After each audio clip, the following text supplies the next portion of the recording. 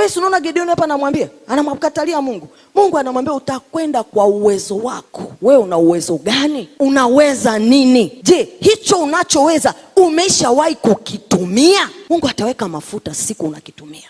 Yani hiyo capacity unayo. Hiyo skill unayo. You make no difference if you don't train. You must train. Jamani, hata Bwana Yesu alitrain.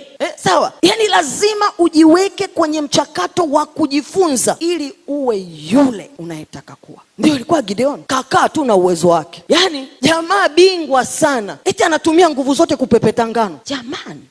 Yani mtu mkuu sana kajificha tu kule nyuma eti anapepeta ngano. Mpaka Mungu anambia uwezo wako. Kwa swali la kwanza nitakuuliza, una uwezo gani? Wewe unaweza nini? Unaweza kufanya nini? Unajua uwezo wako? Haiwezekani mwaka mzima unakuja hapa kanisani. Yani wewe huwezi chochote. Haiwezekani.